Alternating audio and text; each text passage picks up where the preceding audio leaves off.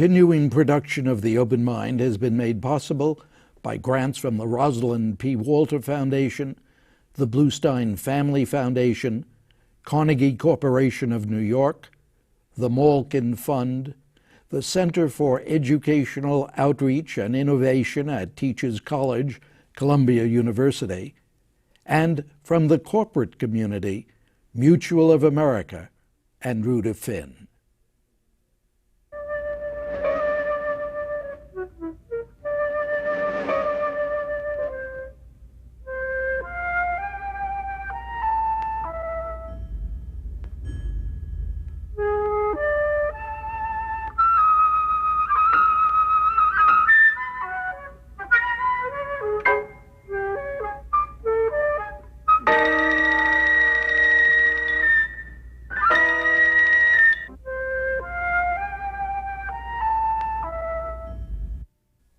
I'm Richard Heffner, your host on The Open Mind, and each time my guest has joined me at this table, I've struggled to find words of introduction admiring enough to reflect how brilliant I've always considered his career and his writing.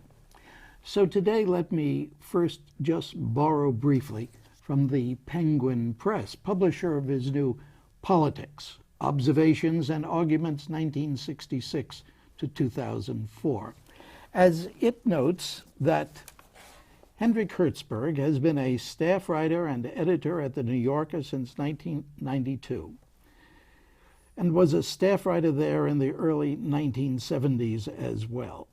He has also been a naval officer, a Newsweek reporter, President Jimmy Carter's chief speechwriter, and, twice, editor of The New Republic. But those are just the bare bones. Add to them about politics and its author. First, Philip Roth's Hertzberg is among the very best. No bellicosity, no moral righteousness, no silly punditry, just the intellectual scrupulosity, the innate skepticism, the uncommon journalistic modesty, the unfailing common sense, the strong sentences, the wit, and the dedication to justice and fair play. And Toni Morrison's Politics is invaluable for all sorts of reasons, chief among them being decades of elegant writing in the service of surgical intelligence. And Arthur Schlesinger's For Americans Interested in the Moral and Political Temper of the Republic Over the Last 40 Crazy Years. Hendrik Hertzberg's Politics is a fascinating book, astute, illuminating, and witty. Then there's Michael Kinsley's Rick Hertzberg is the most eloquent defender of mainstream American liberalism writing today. Combining passion and common sense, he makes the liberal case on issue after issue seem not just true, but obviously true. He makes you wonder, how could any sane person think otherwise? And then, of course, there's New Yorker's own editor, David Remnick's admiring, even loving, introduction to politics, where he writes, "It's fair to say that Rick disapproves of George W. Bush. He sees in the president a man of incurious mind and crabbed compassion, and it was something that he noted immediately. In Hertzberg's essay, Estimation, Bush's inaugural address, as written by Michael Gerson, was a relative masterpiece. But as he pointed out, the dissonance began one day later. The new president's first act was an act of cruelty.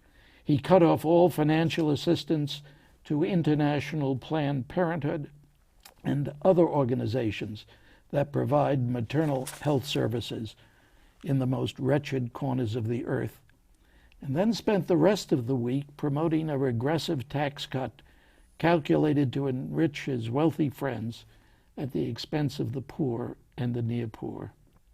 Cruelty was the word Rick used, and cruelty in politics, I have found, is the quality that he has never been prepared to abide." But Rick, wow, there's been a lot of that. Oh, come on. You've read this before. You've seen your book. Nobody's read it out loud to me before. Well, it is quite wonderful, and I think totally true.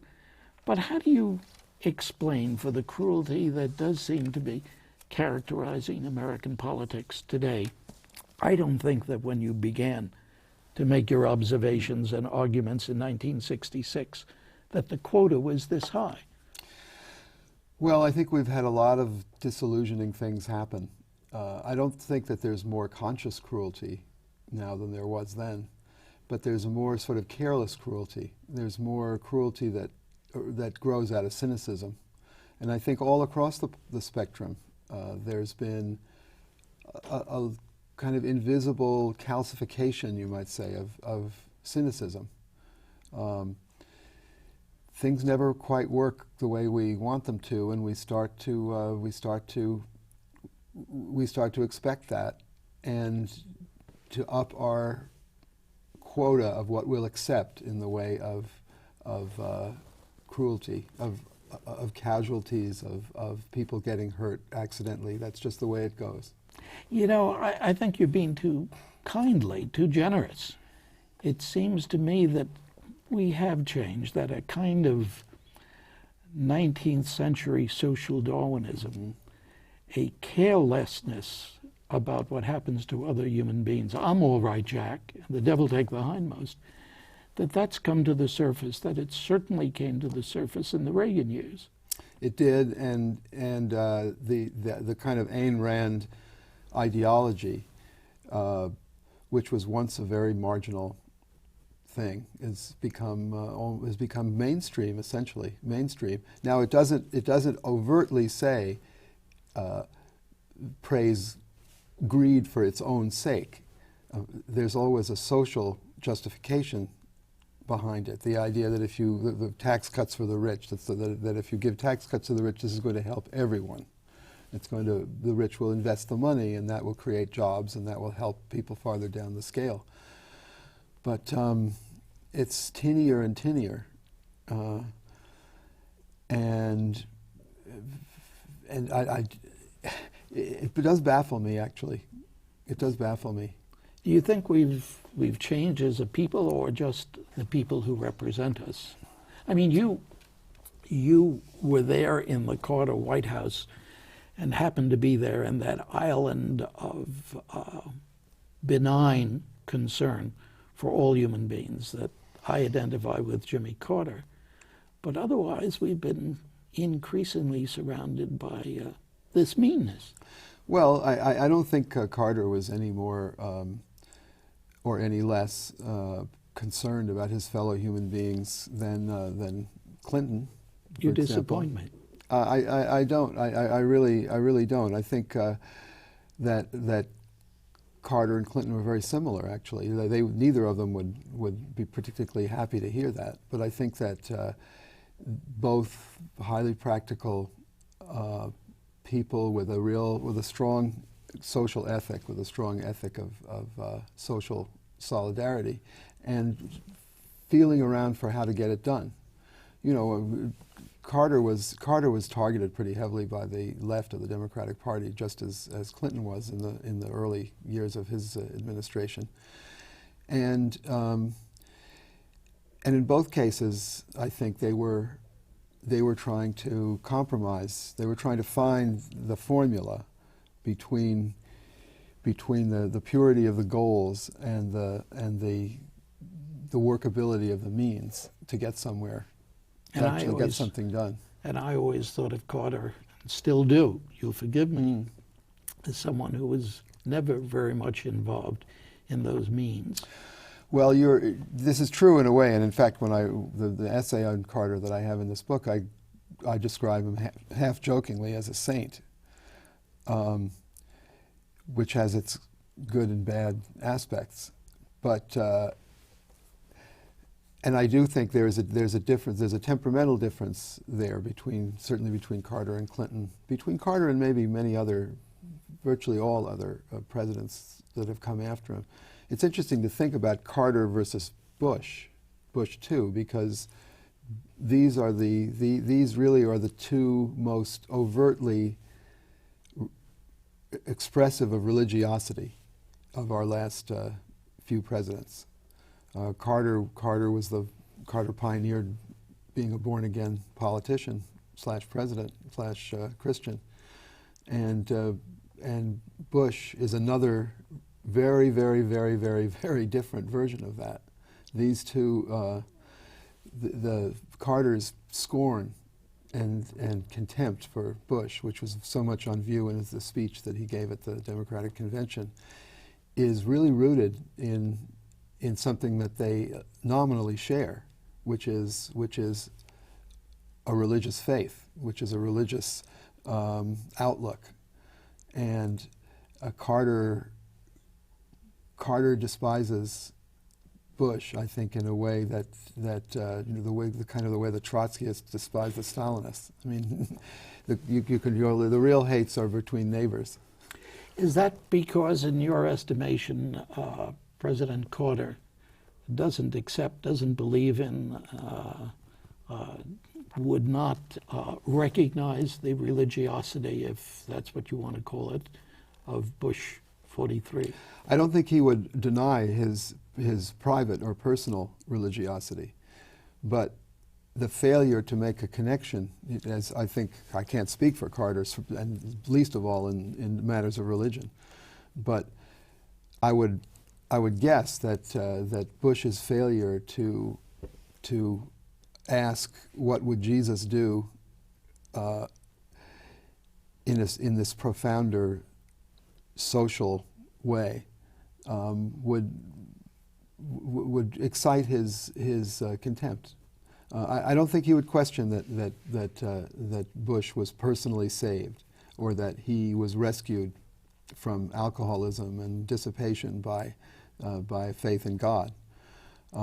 But I think he would see Bush as, and maybe now I'm just speaking, I should say I'm really speaking for myself and obviously not for Jimmy Carter, but the smallness of Bush's vision, the smallness of his religious vision, that doesn't seem to, it's a failure of imagination and empathy, not really a failure of faith, perhaps. In your own thinking, in your own position related to writing for President Carter, how did you come to accept whatever the nature of the religiosity, of the faith of that president? Well, he did educate me without meaning to, in such matters, in tolerance. I mean, I'm a real village atheist type, and I can tell by reading yeah. the book. And Carter, in encountering Carter, I was encountering, although I should add, though, that my mother was a Christian pacifist and a Quaker, and so I had some inkling of the social gospel and that kind of Christianity, and some respect for it. Carter was something new for me to encounter personally. You know, a Southern Baptist, somebody whose religiosity was so raw. I mean, was so in your face, so on the surface, so there to see, and he taught. I learned to respect it. I learned to respect his faith and faith in general in a way that I hadn't before. Would it have been possible for Jimmy Carter to make us feel that he communes quite as much as Bush 43 indicates, that he communes and talks to a higher father? Is that the kind of religion? I don't know. I was struck in reading David Froom's book about the Bush White House, where he writes of kind of the second day he was working there, walking with a friend out the West Wing, and one of the Bush big shots says to his friend, "Missed you at Bible study this week." And it took me back to my White House days, and I realized that would have been an inconceivable thing to be asked if in the Carter White House. How come? Because they never at any moment was I made to feel unwelcome or not part of things or somehow not worthy of trust because my religious beliefs were different from Jimmy Carter's and from many of the people that Jimmy Carter brought with him. Not for 1 second was I made to feel that. The way this person that Fromm describes was obviously made to feel bad because he didn't get to Bible study. Bible study, religion, the private faith, your relationship with God, I think was viewed by Carter as completely your own business. And what you would be much more likely to be reprimanded for would be some failure of compassion, some political failure that with an ethical base. So it's the ethics. He didn't seem to mind where your ethics were rooted, whether they were rooted in the way that his were rooted or in some other way. But he wanted you to have them, but he didn't care where they came from. Like them or not, do you think that the president and Karl Rove's assumptions that they ought to keep appealing to the base and that the base accepts and indeed embraces this, his brand of religion, do you think they're making a wise bet? I don't know. I mean, I suppose it's a bet. I suppose it's cynical and sincere at the same time, what they're doing. But I'm not sure that it is a wise bet. There's another part of the traditional Republican base, which you might say the mainstream Protestant base. You know, the Episcopal. Bush 41. Kind of the Bush 41. Yeah, a different kind of Protestantism. In fact, Protestant is a word you don't hear very often among the evangelicals. Christian is the word they use, and they've kind of separated themselves in a way from the past and the legacy of Protestantism, which is a revolutionary creed after all, and which the very name of which is a sign of rebellion against some sort of established order. And the kind of country club, Episcopal church kind of republicanism, that was part of the base. And in some ways it is part of the base, and I think that part of the base is what Bush has risked alienating. A lot of those people are wandering off. They're not completely comfortable with voting for Kerry, maybe, or with turning into Democrats, but they're genuinely. There's a lot of moderate Republicans who are genuinely disturbed and at sea. They're not sure where to go. Rick, is that a observation and argument, or is that wishful thinking? I think it's an observation. I mean, people like Lincoln Chafee, the senator from Rhode Island. Now, not that he represents a mass movement, but I have enough anecdotal evidence from talking to people who are this sort of relaxed, kind of traditional Republican, suburban, not particularly passionate about anything, but kind of with a sense of propriety, and they don't like the kind of religiosity that Bush pushes, and they don't like the policies. You know, they don't like the policies that flow from them. They don't like the red meat that's thrown to that constituency. They don't like the anti-choice or so-called pro-life position. They really don't like the stem cell. I think that's the one that's the one that really crystallizes it for a lot of these people, is the stem cell research. And Kerry is pushing that now. And he recognizes that that's a hot button for a constituency that he needs to have. Do you think that's understood, that the whole Bush 43 opposition to stem cell research, extended stem cell research, registers as a kind of fundamentalist opposition, as a kind of very closed-minded opposition? Well, I'm not sure. I think many of the people who are appalled by that position of bushes are thinking in much more concrete and practical terms. I mean, they know about their own relatives. Their own relatives who've got the diseases that can be helped by this kind of research.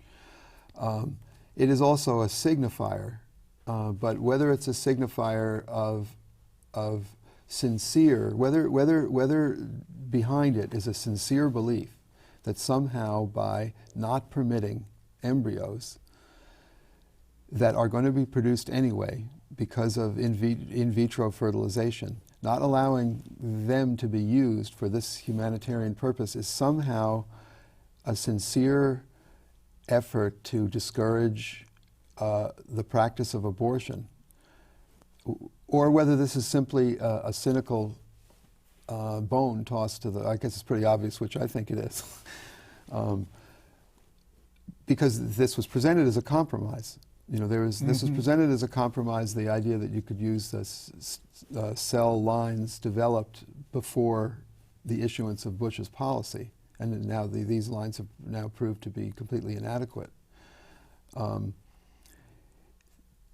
I don't know which it is, but there's an element of pandering and even of cowardice too, because logically this crusade against stem cell research should really be a crusade against in vitro fertilization. It should really be a crusade against the production of these. And indeed, when test tube babies was a new phenomenon, or something that hadn't actually happened yet, when there weren't any actual cute little babies saying goo-goo and holding their teddy bears who had been produced in this way, it was viewed as the devil's work. Well, now it's a sacred part of American motherhood and apple pie, and so the blatant contradictions here and hypocrisies of this whole thing are just a playground for Kerry.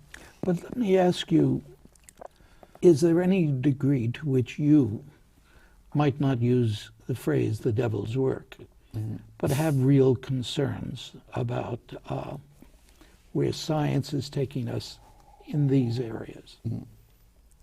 Does Rick Hertzberg, liberal, have any concern? I have fewer than I probably should. What does that mean? Well, I mean that the idea that it's unnatural. Well, I haven't really figured out what I think about fooling around with the genetic code. But it worries you, I'll bet. Not as much as it worries me, but not more than it fascinates me, and then I wonder if it might not. I mean, I sometimes I kind of secretly think I haven't written this, and I wouldn't dare write it without thinking about it a lot more. But one can, in a situation like this, one can say things one wouldn't write. No one's watching it. No one's listening. Go ahead. Maybe that's the next stage of evolution. I mean, maybe the way evolution works is that a species comes along that's endowed with the ability to manipulate its own genetic code, and that's what takes you one step further. I certainly would I be against the manipulation of the genetic code of DNA, whatever it is. I don't know much about it, but the manipulation of it to extend life of a good quality. I think it would be kind of great if people could live for 200 or 300 years. You do? Mm-hmm.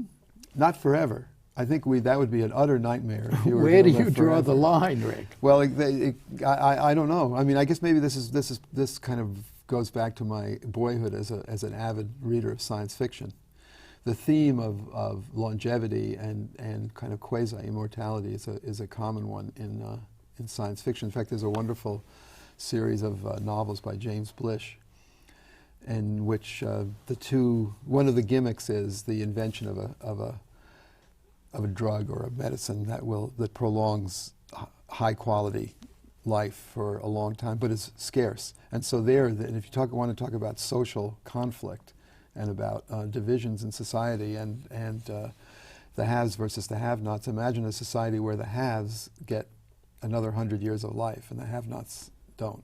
I mean, it worries me much more in that way, that the gains, the sort of wonderful sci-fi things that could be accomplished through genetic manipulation, if if they became just one more privilege of the haves, it would create a society infinitely uglier than the one we've got, and the one we've got has its unpretty aspects. But it should appeal in a funny way to your notion about the newness of this. We may be creating this situation, and in a sense, that's very natural. It's evolutionary. It is natural, and people maybe misuse the word natural. People are natural. People are part of nature. And people are doing this. And people are doing it. It doesn't really get you very far to say, to distinguish between what's natural and what's unnatural. I'm not sure what unnatural is. Can something exist if it's unnatural? I know, of course I know what, that doesn't stop me from shopping at Whole Foods, and buying organic vegetables, though. We have a minute left. What are you going to do with your thoughts now? You've written politics. I've pretty much set out my thoughts, yeah.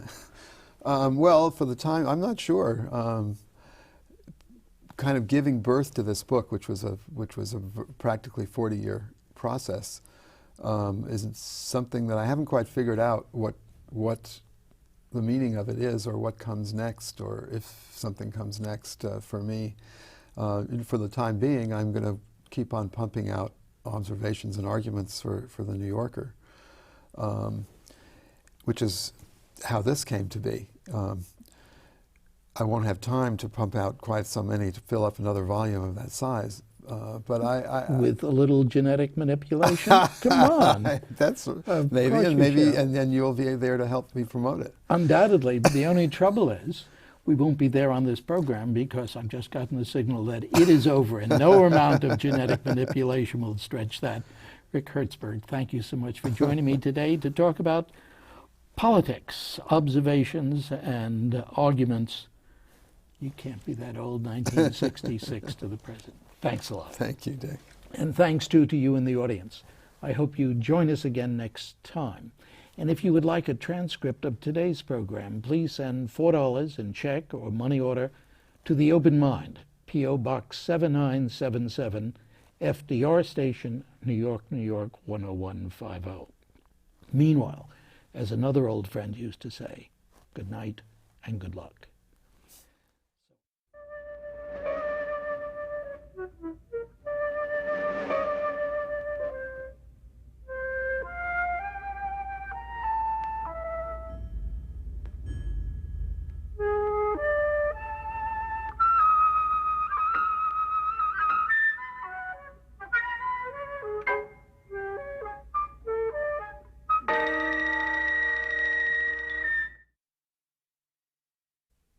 For nearly a half-century now, our purpose here has been to provide the light of reasoned discourse rather than the heat of verbal battle. That surfaces clearly, and as they saw it, the new paperback collection of conversations from the Open Mind, with a foreword by Mario Cuomo and with memorable words from Martin Luther King, Jonas Salk, Betty Friedan, Malcolm X, Bill Moyers, Rudolph Giuliani, Norman Mailer, and dozens more. Read the book. I think you'll like it.